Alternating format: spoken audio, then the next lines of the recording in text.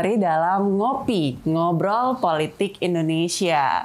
Nah, apa kabar nih teman-teman semua? Semoga kita semua dalam keadaan yang sehat walafiat ya.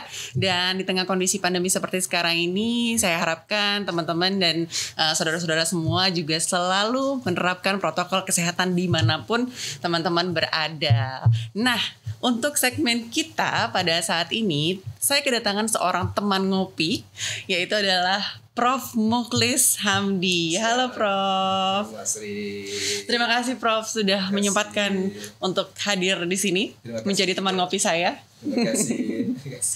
Nah, Prof. Mukhlis Hamdi ini mungkin ada teman-teman yang belum tahu. Jadi beliau ini adalah staf khusus Menteri Dalam Negeri bidang pemerintahan dan juga Dewan Pakar di MIPI. Betul ya Prof ya? Betul. Nah, Prof. Mukhlis, ini kita mendatangkan Prof. Mukhlis ke sini. Ini pengen ngobrol-ngobrol nih sebenarnya saya nih dengan Prof. Mukhlis tentang pemerintahan umum di Indonesia. Topiknya kayaknya berat banget ya Prof. Ya kita santai aja lah. Tapi kita bawa santai aja. Yang penting gini Prof. Jadi segmen ngopi ini kan diperuntukkan supaya memberikan edukasi dan juga menambah wawasan bagi teman-teman semua tentang politik dan pemerintahan Indonesia. Nah, untuk itu kita pengen bahasan kita pada saat ini itu dapat memberikan nilai tambah dan wawasan lebih kepada teman-teman yang menyaksikan seperti itu. Oke? Oke, baik. Nah, kita langsung mulai aja ya Prof ya. Siap. Nah, ini Prof. Jadi tentang pemerintahan umum di Indonesia. Apa sih Prof bedanya pemerintahan umum sama pemerintahan yang biasa gitu? Oke. Kalau secara filosofis tuh apa sih bedanya? Mungkin ada teman-teman juga yang mungkin baru pertama kali mendengar istilah pemerintahan umum. Emang apa bedanya sama pemerintahan yang biasa gitu? Siap. Oke. Baik, Mbak Astri. Saya kira gini, jadi sebelum kita sampai kepada jawaban terhadap pertanyaan itu, kita mungkin agak lebih luas sedikit kali ya.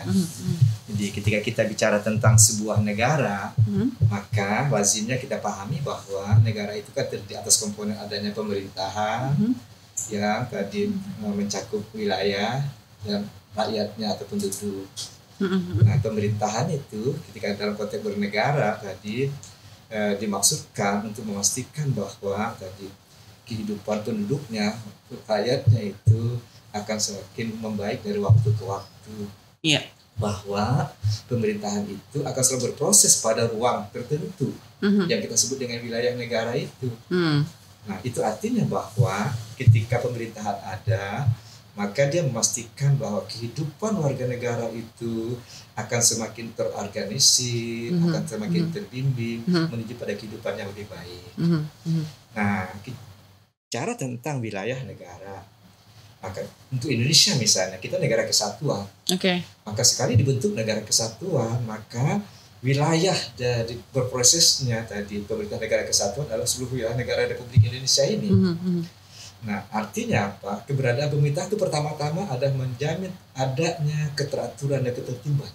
And order. Dalam konteks itu misalnya kita bisa melihat dalam pembukaan Undang-Undang Dasar kita, tujuan pemerintahan satu diantaranya adalah melindungi segenap bangsa Indonesia dan seluruh tumpah darah Indonesia. Betul. Itu artinya bahwa begitu pemerintah ada akan terjaminlah itu semua.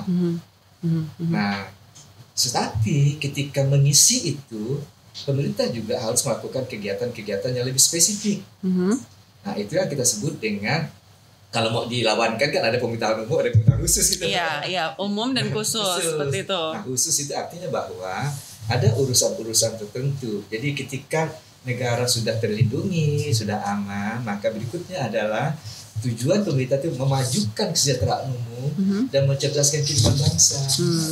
Muncullah kemudian urusan-urusan pemerintahan yang bersifat khusus tadi itu. Urusan-urusan yang bersifat khusus. Iya. Jadi dari umum diturunkan ke urusan-urusan yang lebih khusus Kalau lagi. umum itu, jadi dia wilayah prosesnya itu meliputi seluruh wilayah negara. Ya. Kalau yang spesifik tadi, urusan tertentu, kalau urusan pendidikan, urus pendidikan.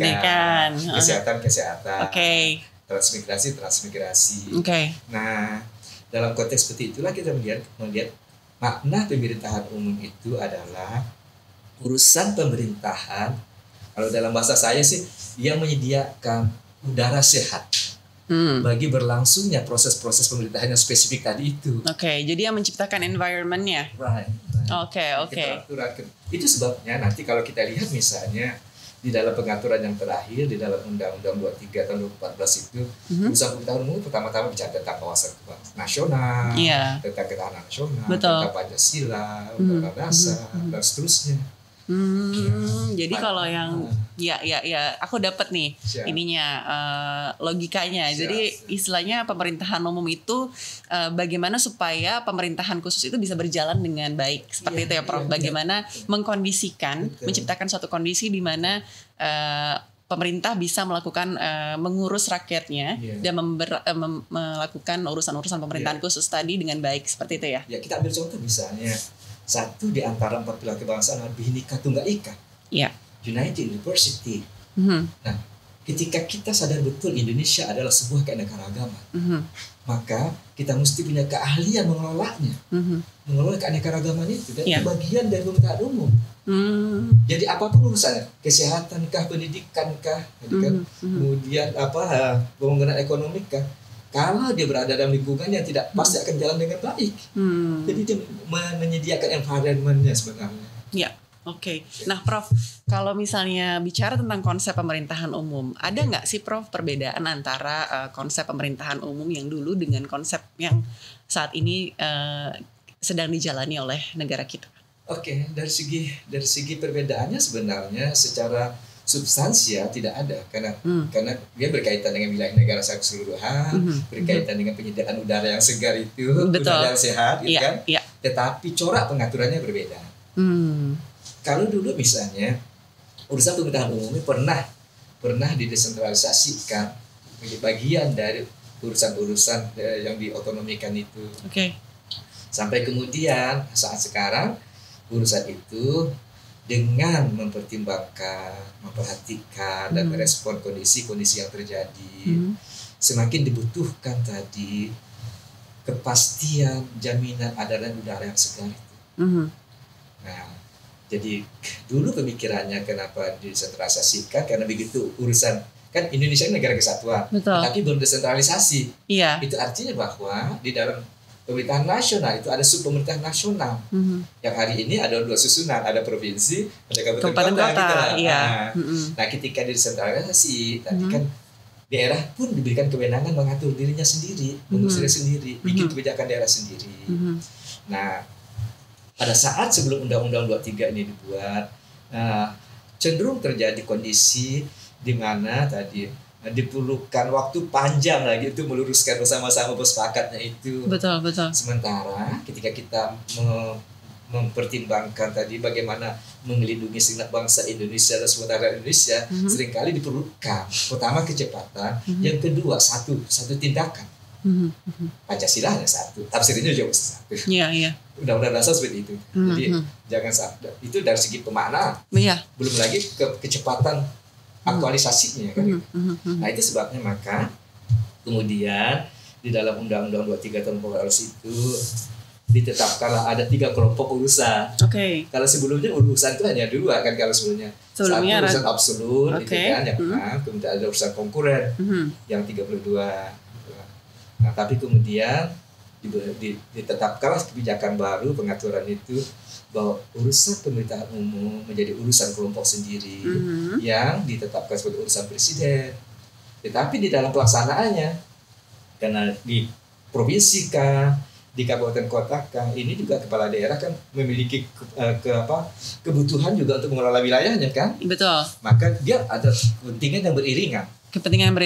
Bahwa artinya antara kabupaten kota, provinsi dan pusat ini harus satu kan. Itu sebabnya dalam pelaksanaannya presiden kemudian melimpahkan kepada gubernur untuk wilayah provinsi, kepada kabupaten kota untuk wilayah, kepada bupati wali kota untuk wilayah kabupaten kota, yang kemudian dalam konteks operasionalisasi lebih lanjut, Pak Bupati dan Pak Wali ini melimpahkannya kepada camat, gitu kan, gitu.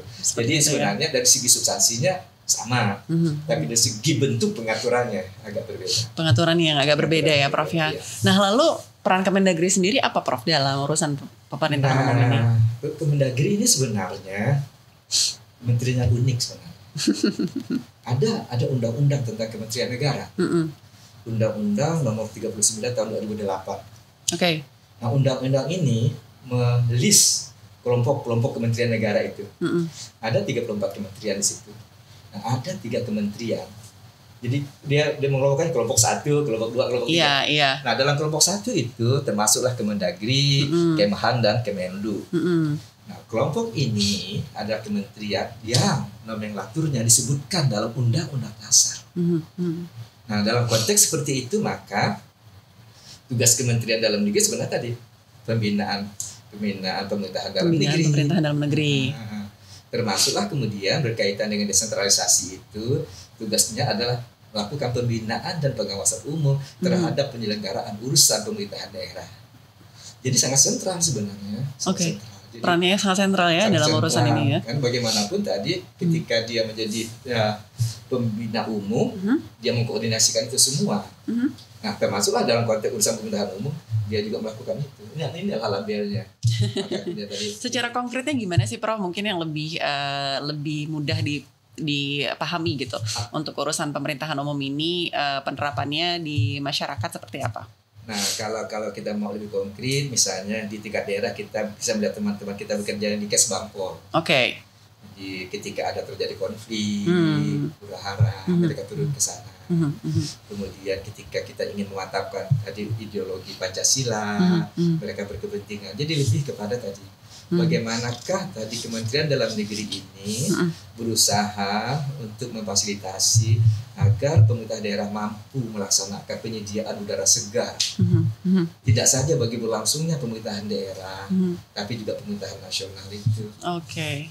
Jadi itu ya Prof ya. Iya. Jadi di situ ada peran yang namanya Kesbangpol tadi di masing-masing daerah untuk menyelenggarakan atau menciptakan atmosfer pemerintahan yang baik ya. Betul. Di daerah tersebut. Misalnya dalam konteks organisasi masyarakat misalnya ketika pembentukan ormas ini adalah hak warga negara, maka dalam konteks memberikan ruang yang nyaman bagi mereka berproses, Kesbangpol misalnya melakukan pendaftaran. Agar nanti ketika ada hal-hal yang bisa difasilitasi, mudah cari alamatnya, misalnya seperti ini, seperti itu kira-kira kan gitu. Jadi di sini kalau misalnya saya coba simpulkan di sini, artinya peran masyarakat ini seperti apa sih Prof dalam mendukung urusan pemerintahan umum di daerah gitu? Peran masyarakat ini sebenarnya dalam konteks kehidupan pemerintahan adalah aktor yang paling penting sebenarnya. Negara ini hadirkan penduduknya kan, betul. Dan masyarakatnya. Betul. Dan bahkan ketika pemerintahan hadir, dia ditujukan untuk memakmurkan masyarakatnya itu. Betul.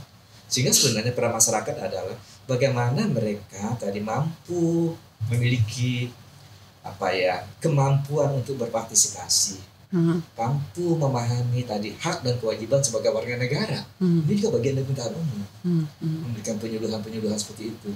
Selain misalnya partai politik kan, pendidikan politik kan, pemerintahan umum tadi membuat masyarakat paham betul bahwa sebagai warga negara yang baik, mereka memang diharapkan pasif menuntut haknya, tetapi tidak akan pernah melupakan kewajibannya. Betul. Jadi ada keseimbangan seperti itu. Ada keseimbangan. Nah itu idealnya seperti itu ya Prof? Idealnya seperti itu. Sehingga kemudian pemerintahan ini ya dalam konteks tata kelola modern kita mengenal ada yang good governance, trihelix, pentahelix. Intinya bermula dari masyarakat. Iya. Nah Prof, kalau misalnya nih ya aku coba tarik dengan kondisi yang sekarang saat ini nih Prof, kan kita kan Indonesia ini kan sedang menghadapi pandemi COVID-19 nih Prof. Nah, bagaimana kemudian konsep pemerintahan umum ini dijalankan dalam konteks negara kita sedang berada di tengah pandemi? Nah tadi bahwa ketika suatu bencana yang disamping tidak terduga juga sangat meluas, tidak hanya di negara kita, bahkan secara global, maka yang perlu kita bangun adalah kesamaan langkah untuk meresponnya. Nah, masalah kesamaan langkah itu Prof, kan dari pusat punya kebijakan, terus kemudian diturunkan lagi ke daerah, provinsi, kemudian kabupaten kota.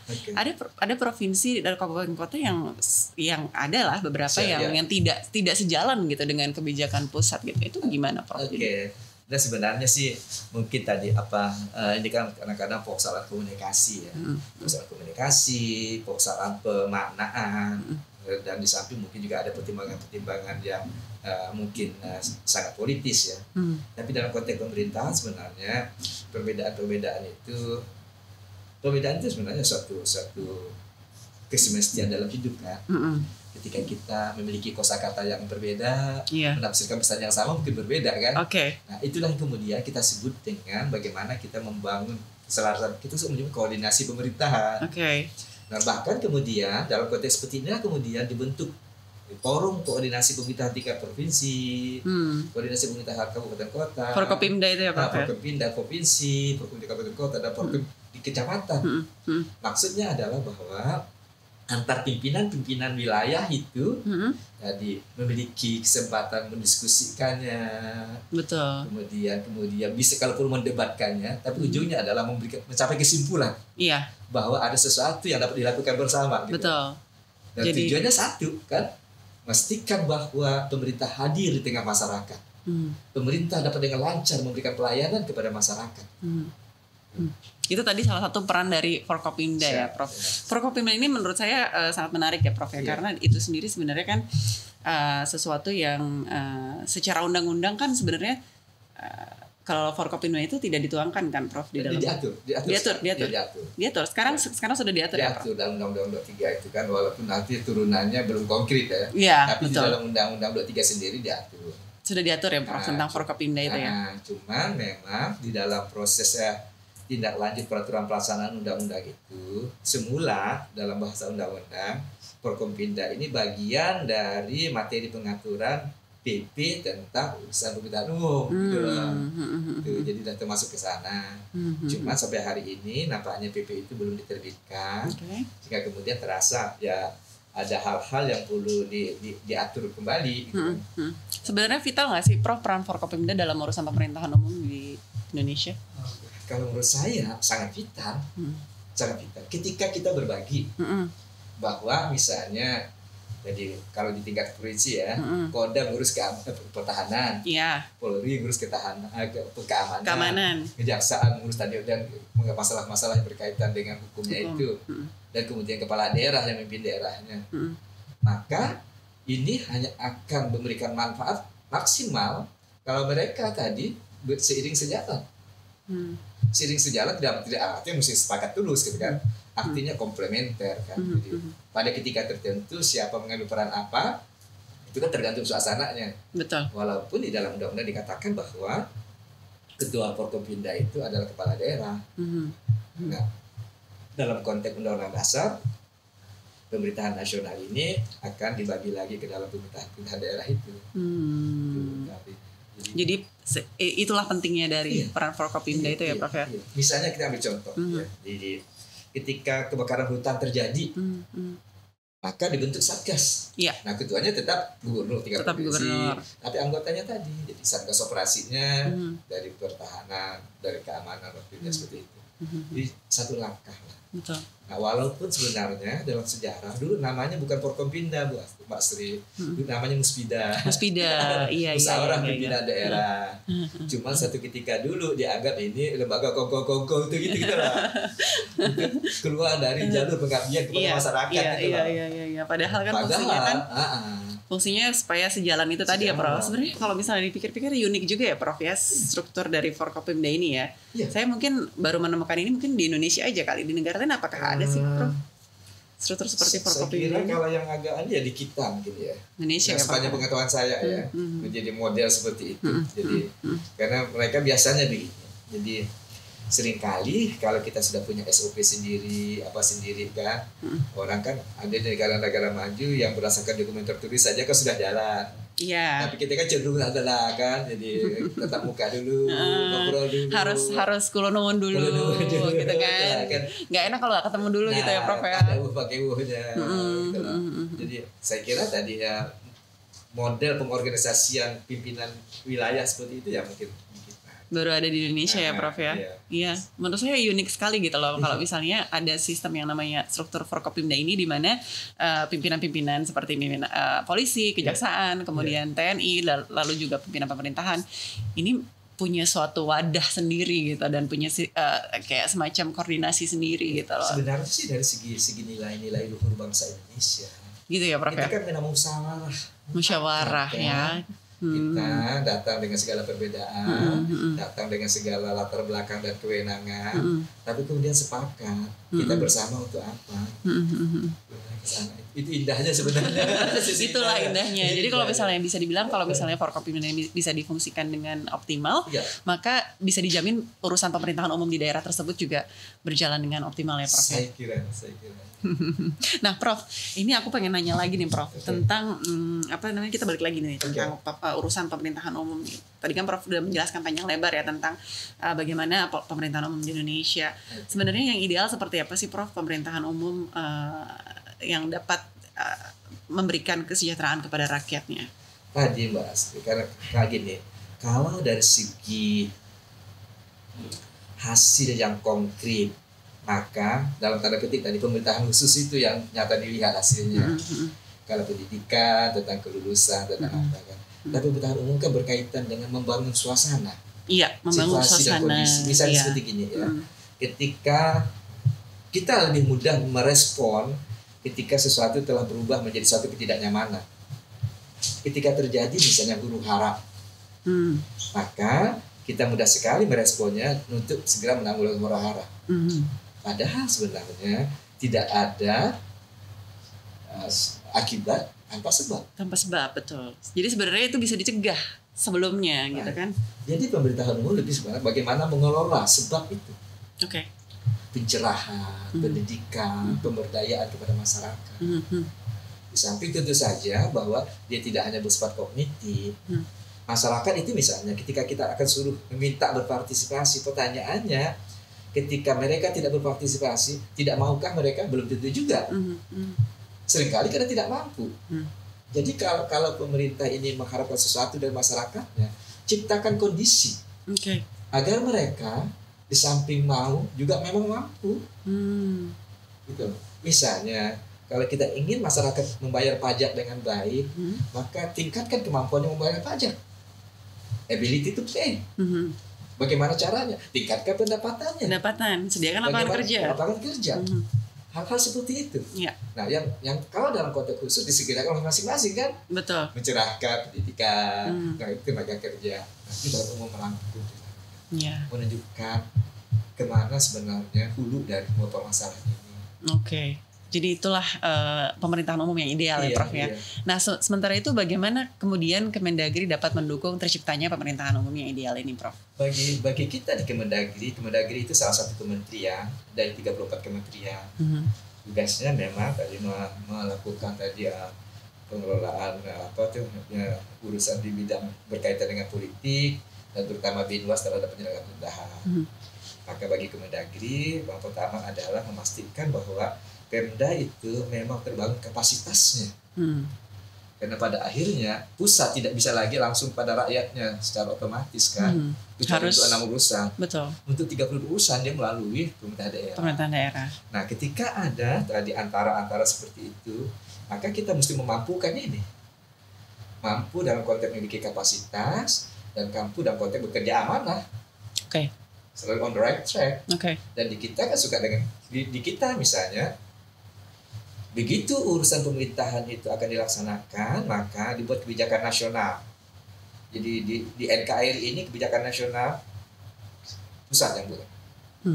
Walaupun kalaupun ada kebijakan daerah, dan kebijakan daerah itu bentuknya ada peraturan daerah, peraturan kepala daerah, keputusan kepala daerah, dia hanya merupakan turunan derivasi itu, atau mungkin rincian untuk memastikan bahwa pengaturan itu benar-benar sesuai dengan habitatnya gitu kan habitatnya.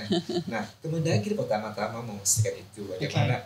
Nah, itu sebabnya sebutan pembinaan di dalam Undang-Undang Nomor 23 Tahun 2014 itu bentuknya 4. Konsultasi, kalau ada masalah kita konsultasi. Kalau ada kekurangan kita fasilitasi. Kemudian diklat dan litbang. Diklat dalam konteks peningkatan keterampilannya, litbang dalam konteks dari mencari kebijakan arah kebijakannya itu. Itu salah satu bentuknya. Dan kemudian pengawasan. Dan pengawasan ini sebenarnya kita akan selalu maknai lebih kepada arah konsultasi tadi itu.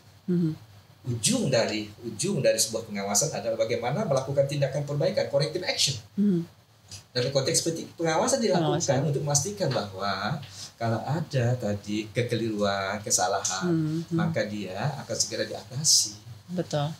Lebih kepada upaya kemampuan kapasitas ketimbang pemberian sanksi. Pemberian sanksi gitu. Idealnya harusnya begitu. Betul. Tapi Kemendagri sendiri bisa memberikan sanksi jika terjadi penyalahgunaan. Bisa. Di Undang-Undang 23 diberikan ada prosesnya, ada prosedur. Diatur sudah di situ dengan tata cara tertentu. Tentu saja melalui serangkaian persyaratan kan. Tidak bisa ujung-ujung. Mungkin itu nanti kita akan diskusikan di diskusi kita selanjutnya. Siap. Nah, Prof, tanpa terasa ya kita udah banyak banget ngobrol nih tentang bagaimana dinamika pemerintahan umum di Indonesia. Nah, terima kasih sekali atas kehadiran Prof Muklis pada hari ini. Saya senang sekali bisa kedatangan teman ngopi saya. Saya juga berkata hormatan loh. Terima kasih. Oke, thank you Prof. Nanti lain kali kalau misalnya diundang mau ya. Insya Allah. Terima kasih. Oke, baik teman-teman semua dan saudara-saudara semua, itu tadi obrolan saya dengan Prof Muklis Hamdi, staf khusus Menteri Dalam Negeri bidang pemerintahan dan juga Dewan Pakar di MIPI. Semoga diskusi saya tadi dan ngobrol-ngobrol saya tadi dengan Prof Muklis Hamdi dapat memberikan manfaat dan dapat memberikan ilmu pengetahuan yang lebih untuk teman-teman semua. Nantikan segmen ngopi selanjutnya masih bersama saya Astri Megatari, dan tetap jaga kesehatan, terapkan protokol kesehatan, dan semoga kita semua dapat terlindungi dan sehat walafiat. Sampai berjumpa lagi. Saya pamit undur diri. Assalamualaikum warahmatullahi wabarakatuh.